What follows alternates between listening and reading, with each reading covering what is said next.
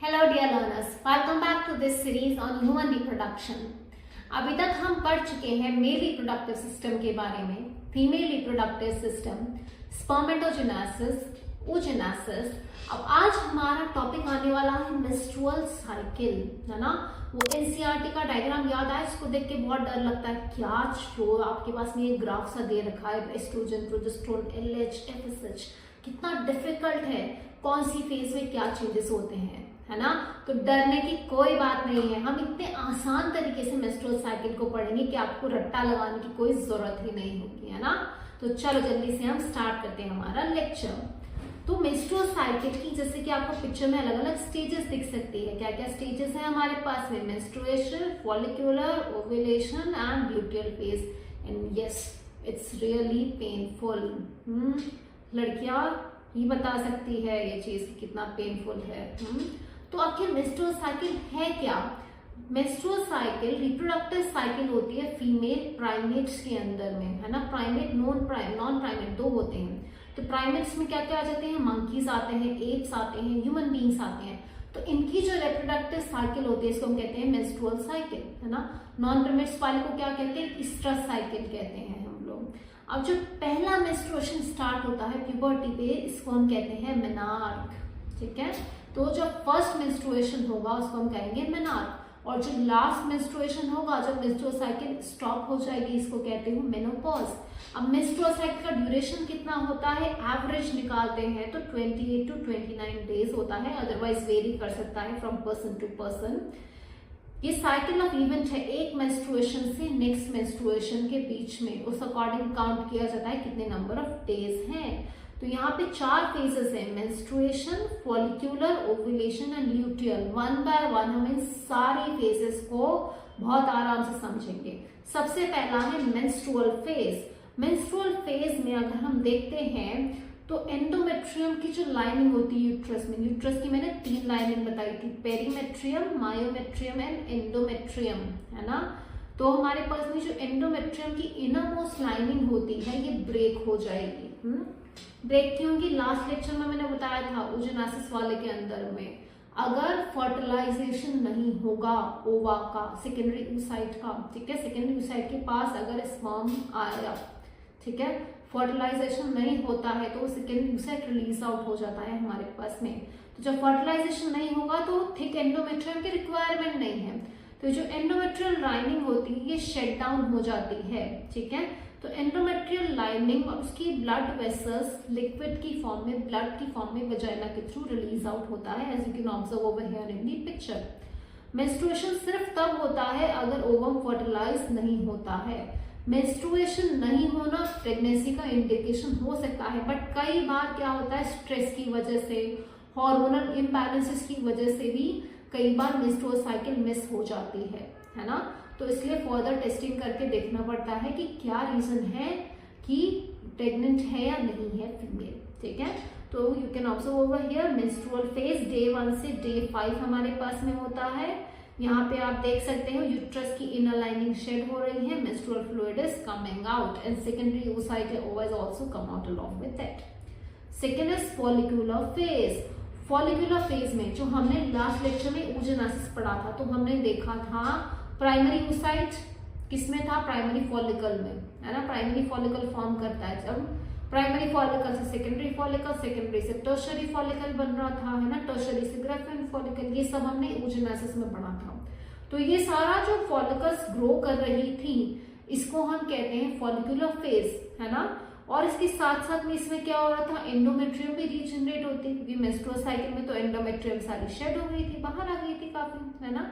तो अब उसको रीजनरेट भी होना है, प्रोलिफरेशन भी होना है, तो 2 काम एक साथ चल रहे हैं, फॉलिकल्स ग्रो कर रही है, एंडोमेट्रियम रीजनरेट हो रही है, 2 काम साथ साथ में चल रहा है। और किसके इन्फ्लुएंस में चल रहा है? गोनाडोट्रोफिन्स, एलएच एंड एफएसएच के इन्फ्लुएंस के अंदर में दोनों काम साथ साथ में चल रहे हैं। इनका अमाउंट फॉलिक्यूलर फेज में सिग्निफिकेंटली इंक्रीज होता है। साथ साथ में जो फॉलिकल्स है, क्योंकि फॉलिकल्स बन रही है वही फॉलिकल एस्ट्रोजन भी बनाएगी, है ना। तो एलएच और एफएसएच गोनाडोट्रोफिन्स कहाँ से आते हैं हमारे पास में? एंटीरियर पिट्यूटरी से आते हैं। तो पिट्यूटरी एलएच एफएसएच का अमाउंट इंक्रीज करेगी हमारे पास में, उसके इन्फ्लुएंस में फॉलिकल्स ग्रो करती जाएगी, जो ग्रोइंग फॉलिकल्स है वो एस्ट्रोजन बनाएगी, ठीक है, और ये क्या कर रहे हैं, इन सबके इन्फ्लुएंस में एंडोमेट्रियम रीजनरेट हो रही है वापस। तो यहाँ पे आप देख सकते हो ये एक सेल है, फॉलिकल है ये पूरी हमारे पास में, और endometrium begins to develop, endometrium वापस क्या हो रही है, डेवलप हो रही है, रीजनरेट हो रही है फॉलिकुलर फेज में। मेंस्ट्रुअल फेज में क्या हुआ था, एंडोमेट्रियम शेड हो रही थी, है ना।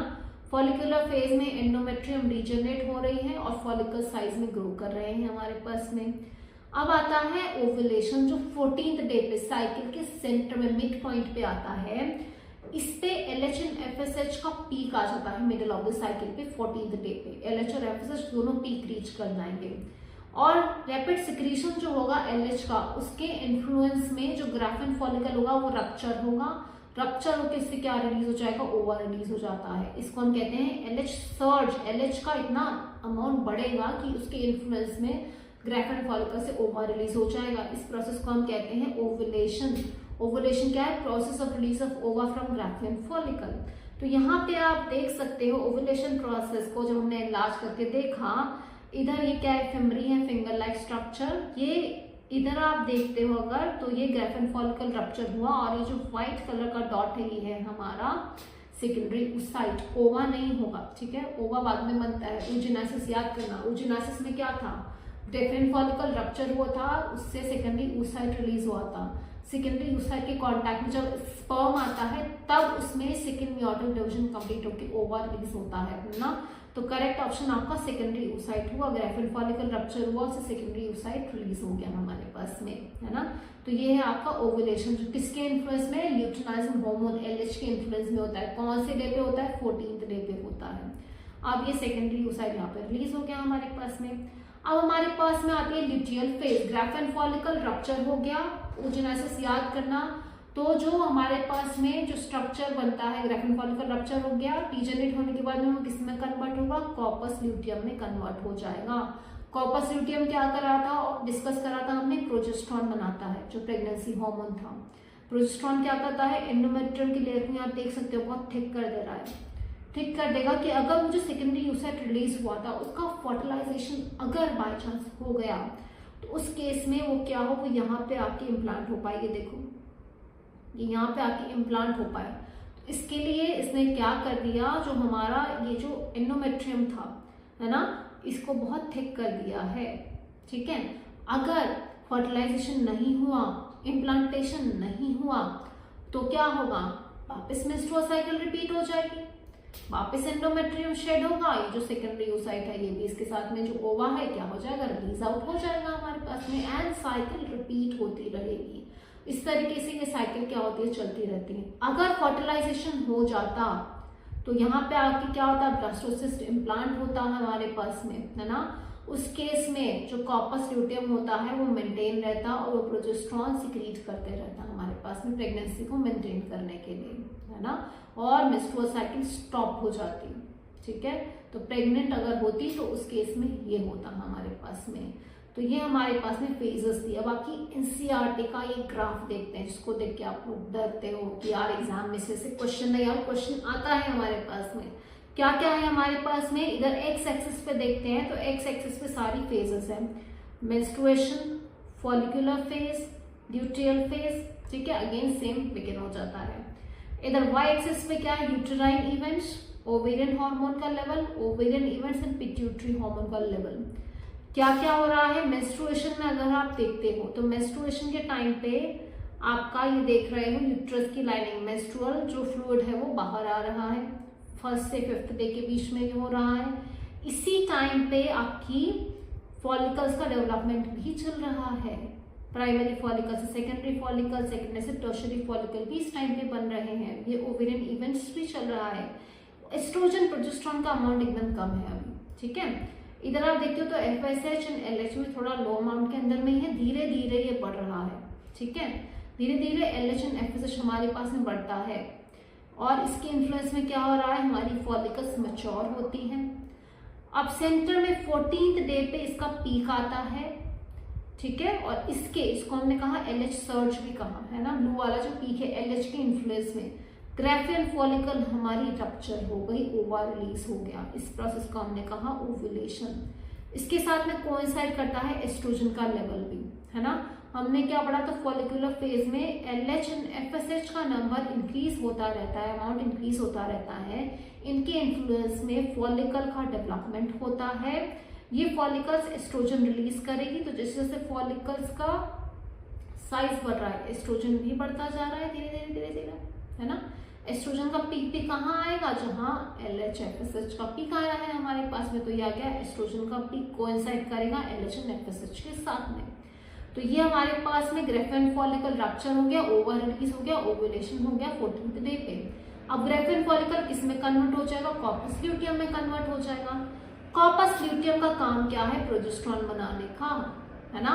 तो वापस यहाँ पे आप देख रहे हैं फॉलिकुलर फेज में हमने ये भी पढ़ा था कि एंडोमेट्रियम रीजनरेट होगी धीरे धीरे। यहाँ पे एंडोमेट्रियम कैसी है, पतली सी है। इधर आप देख रहे हैं तो एंडोमेट्रियम क्या होती जा रही है, बढ़ती जा रही है। तो एंडोमेट्रियम वापस रीजनरेट हो रही है फॉलिकुलर फेज के अंदर में। और ये जो प्रोजेस्टेरॉन रिलीज हो रहा है यहाँ पे कॉर्पस ल्यूटियम से, इसके इन्फ्लुएंस में एंडोमेट्रियम थिकेस्ट हो गया अपने पास में, ठीक है। एंडोमेट्रियम की थिकनेस बहुत बढ़ गई है यहाँ पे, ठीक है। अब हमारे पास में क्या है, अगर प्रेगनेंसी नहीं हुई तो कॉर्पस ल्यूटियम रिग्रेस हो जाएगा, तो प्रोजेस्टेरॉन एकदम फॉल डाउन हो जाएगा हमारे पास में, ठीक है। प्रोजेस्टेरॉन फॉल डाउन हो गया, मेंस्ट्रुअल साइकिल रिपीट होगी, यहाँ पे वापस एस्ट्रोजन का पीक आने लगा है अपने पास में। तो ये मेंस्ट्रुअल साइकिल इस तरीके से कंटिन्यू होती है। पिट्यूटरी हार्मोन कौन से हैं, FSH एंड LH हैं। FSH एंड LH का धीरे धीरे नंबर इंक्रीज हो रहा है मेंस्ट्रुअल से लेके फॉलिकुलर फेज में। पीक कहाँ आया आपके पास में, ओव्यूलेशन के टाइम 14th डे। बाकी दोनों साइड में क्या है, वापस वैसा का वैसा नॉर्मल है अपने पास में। एस्ट्रोजन का पीक कहाँ पे है, 14th डे पे LH FSH के साथ में। प्रोजेस्टेरॉन का पीक कहाँ है आपके पास में, अराउंड 22 डे पे है अपने पास में। जब कॉर्पस ल्यूटियम बनता है तो प्रोजेस्टेरॉन का पीक आएगा अपने पास में, ठीक है। तो आपको ये सारा याद रखना है, बहुत आसान है। अगर कंसेप्ट क्लियर है तो बहुत इजी है हमारे पास में, ठीक है। मेंस्ट्रुअल फेज के अंदर में क्या होगा हमारे पास में, एक बार वापस देख लेते हैं। मेंस्ट्रुअल फेज में हमारे पास में एंडोमेट्रियम का ब्रेकडाउन होगा। जो एंडोमेट्रियम की लाइनिंग है along with your secondary oocyte या ओवा comes out in the form of menstrual fluid. Follicular phase में फॉलिकल्स का डेवलपमेंट होगा, ग्रेफेन फॉलिकल बन जाएगी, एंडोमेट्रियम रीजनरेट होती है, FSH एंड LH का नंबर इंक्रीज होता है, अमाउंट इंक्रीज होता है, एस्ट्रोजन भी रिलीज होता है फॉलिकल से, तो एस्ट्रोजन का अमाउंट भी क्या होता है, इंक्रीज होता है। ओवुलेशन के टाइम पे क्या होगा, LH का सर्च होगा, LH का पीक आएगा और ग्रेफेन फॉलिकल से ओवर रिलीज हो जाएगा। अब ये ग्रेफेन फॉलिकल कन्वर्ट हो जाएगा कॉर्पस ल्यूटियम में, इसलिए इसको ल्यूटियल फेज कहा है। कॉर्पस ल्यूटियम बनाएगा प्रोजेस्टेरॉन जो एंडोमेट्रियम को सबसे थिक कर देगा। अब अगर इम्प्लांटेशन नहीं हुआ तो मेंस्ट्रुअल साइकिल रिपीट हो जाएगी, ठीक है। तो ये हमारी थी मेंस्ट्रुअल साइकिल। आई होप आप सबको ये क्लियर होगा। फिर भी कोई डाउट है तो कमेंट सेक्शन में आप अपने डाउट पूछ सकते हैं। Do not forget to like, subscribe and share our channel. Thank you.